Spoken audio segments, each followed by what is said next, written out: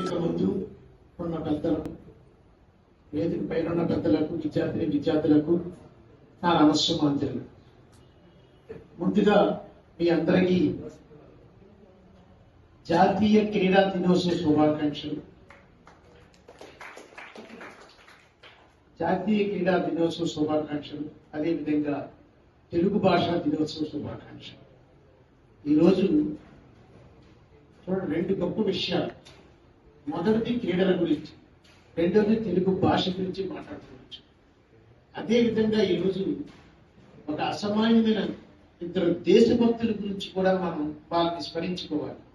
అది మొదటిది ధ్యాన్ చంద్, రెండవది పిడుగు రామచంద్ర గారు. వీరిద్దరూ కూడా గొప్ప దేశభక్తులు, అంటే వీరు మనకు ఆదర్శం. ముందుగా ఆ తెలుగు భాషా దినోత్సవం గురించి ఎక్కువ మాట్లాడాల్సిన తెలుగు వెంకటేశ్వర గారు వస్తారు. అయినట్టు కొన్ని విషయాలు, తెలుగు భాషా దినోత్సవం ఎందుకు జరుపుకుంటున్నాం అంటే, ప్రధానంగా పిడుగు రామమూర్తి పంతులు గారి జయంతి రోజు, ఆయన పుట్టినరోజు 29 ఆగస్టు 1863 పుట్టారు. అయితే ఎందుకు ఆయన పుట్టినరోజుని మనం తెలుగు భాషా దినోత్సవం జరుపుకుంటాం అంటే, ఆయన వ్యావహారిక భాష ఉద్యమాన్ని తీసుకొచ్చారు. వ్యావహారిక భాష, గ్రాంధిక భాష అని రెండు రకాలు ఉంటాయి. గ్రాంధిక భాష అంటే చాలా ఫార్మల్ గా, అంటే సాహిత్యం వాటిలో చూసిన కవిత్వం ఉంటాయి కదా, ఆ కవిత్వం రాసేటప్పుడు ఆ భాషను పడతారు గ్రాంధిక భాష. అంటే మనం మాట్లాడే భాషకి దానికి చాలా తేడా ఉంటుంది. సో ఈయన ఏంటంటే పిడుగు రామమూర్తి పంతులు గారు మనం ఏదైతే మాట్లాడతామో అదే రాయాలి అనే ఉద్యమాన్ని తీసుకొచ్చాడు. What we have to speak, what we speak should be written, అదే రాయాలి అంటారు. మనం ఏదైతే మాట్లాడతామో దాన్నే రాయాలి అనే ఉద్యమాన్ని తీసుకొచ్చారు.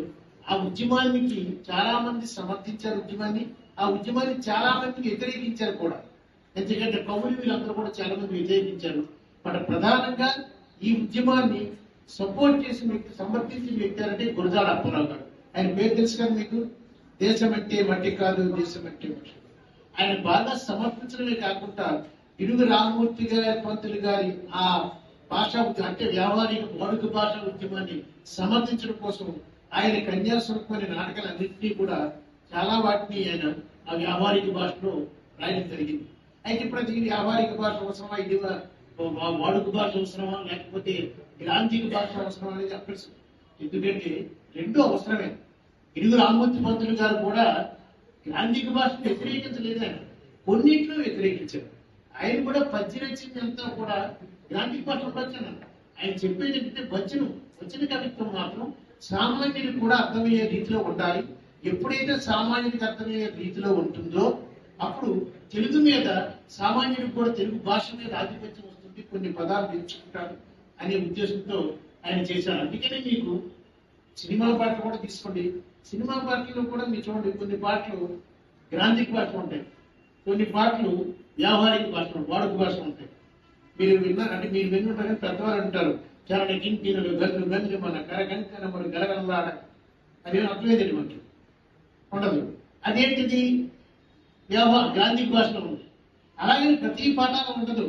మీరు ఈ మధ్య వినుంటారు, పొలం గట్టు దుమ్ములు అన్న కోట్ల గిత్త దూకినట్టు కదా, పొలం గట్టు దుమ్ములు అన్న కోట్ల గిత్త దూకినట్లు, పోలేరమ్మ జాతరలో పోచిరాజు దూకినట్లు, కిర్రి చెప్పులు వేసుకొని కరసాము చేసినట్టు, అది పాట కాకుండా అదంతా ఏంటి వ్యావహారిక భాష, వాడుక భాష.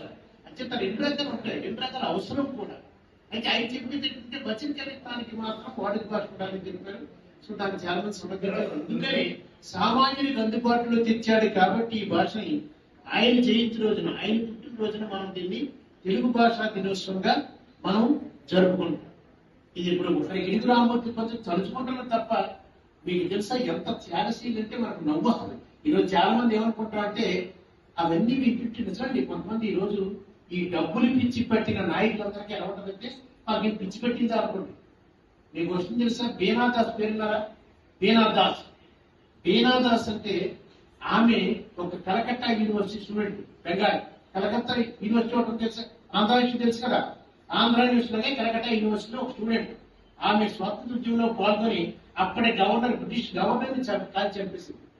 అటువంటి ఆమెకి మీకు తెలుసా, అప్పుడు మీకు తెలుసా స్వాతంత్ర ఉద్యమంలో పాల్గొన్న వాళ్ళందరికీ పెన్షన్ ఇచ్చేవారు. పెన్షన్ ఉన్నారు కదా, అలాగే ప్రతి నెల వారు పుస్తకాలు కాబట్టి ఇస్తే ఆమె ఒకటే అన్నారు, నాకు ఈ స్వాతంత్రం ఉద్యమానికి పనిచేశాను, స్వాతంత్రం రావడానికి అంటే దేశం కోసం పనిచేశాను, దానికోసం నాకు ఏ డబ్బులు వద్దని చెప్పి ఆ స్వాతంత్రోద్యమకారులకు ఇచ్చే పెన్షన్ కూడా తిరస్కరించింది. నాకు అవసరం లేదు అంటే ఇది వ్యాపారం కాదు, నేను త్యాగం చేశాను, నా దేశం కోసం పనిచేశాను అంటే ఎంత గొప్పతో ఆలోచించింది. అదే విధంగా గిరిగి రామ్మూర్తి పంతులు గారు కూడా మీకు విషయం తెలుసు, రెండు విషయాలు ఆయన తెలుసుకోవాలి. ఆయన సవర భాషను ఉంది అంటే ఆదివాసీలు తెలుసు కదా, ట్రైబల్స్. ఆయన ఉండే పర్లాకిమిడి దగ్గర ఆ ట్రైబల్స్ ఉండేవారు. ఆ ట్రైబల్స్ అందరికీ కూడా ఆయన మీకు తెలుసా సవర భాష ఉండేది. ఆ సవర భాషను ఆయన డెవలప్ చేసి దానికి ఒక లిపిని తయారు చేసి దానికి ఒక డిక్షనరీని తయారు చేసి డిక్షనరీ తెలుగు సవర భాష డిక్షనరీని కూడా తయారు చేస్తే దానికి ప్రతిఫలంగా అప్పటి రాష్ట్ర ప్రభుత్వం వీరికి కొంత డబ్బు ఇవ్వాలని చూస్తే ఒకటే అన్నాడు, నాకు డబ్బులు ఇవ్వాల్సిన లేదు, మీరు ఆ సవర జాతి అభివృద్ధి చెందినట్టు చూపించండి. అది ఆయన గిడుగు రామ్మూర్తి పంతులు గారు పర్లాకిమిడిలో ఉండేవారు. ఉండేటప్పుడు పర్లాకిమిడిని ఒరిస్సా రాష్ట్రంలో కలిపేశారు సార్. ఇప్పుడు మీ తెలుగు ఇప్పుడు ఒరిస్సా, ఒకప్పుడు పర్లాకిమిడి అంటే మనదే, ఆంధ్రప్రదేశ్ ఉండే. అయితే ఆ పర్లాకిమిడిని అక్కడ ఉండేవారు ఎవరు, గిడుగు రామ్మూర్తి పంతులు. ఆ పర్లాకిమిడిని ఒరిస్సా రాష్ట్రంలో కలిపేశారు. కలిపితే ఆయన దానికి నిరసనగా నేను ఈ ఊర్లో ఉండను, ఎందుకంటే ఇది తెలుగు నేల, ఈ తెలుగు నేలని ఒరిస్సా రాష్ట్రంలో కలిపేశారని చెప్పి దానికి ప్రొటెస్ట్ చేస్తూ ఆయన రాజమండ్రికి వెళ్ళి చెప్పారు, నేను ఈ ఊర్లో ఉండనని చెప్పి. ఆ ఊరు అంటే తెలుగు తను నమ్మిన, తను ప్రేమించిన, తను అభివృద్ధి చేసిన తెలుగు భాష కోసం తన సొంత ఊరినే వదిలేసి ఎందుకు ఒరిస్సా రాష్ట్రంలో కలిపేశారు. అందుకని ఆయన వచ్చి రాజమండ్రి స్థిరపడ్డారంటే ఒకసారి వీళ్ళ గురించి ఆలోచిస్తే దేశభక్తి ఇలా ఉండాలా అనిపిస్తుంది తప్పేదా? అది దేశభక్తి అంటే గుర్తుంచుకోండి. అలాంటి వాళ్ళు చూసి కనీసం, ఎందుకంటే ఈ రోజు ఆ దేశభక్తి అంటే కనపడలేదు, పొరబడిపోయింది, కనపడలేదు ఎక్కడ. సో అందుకని ఇలాంటి వాళ్ళని అప్పుడప్పుడు మనం రోజు కాకపోయినా స్మరించుకుంటున్నాం.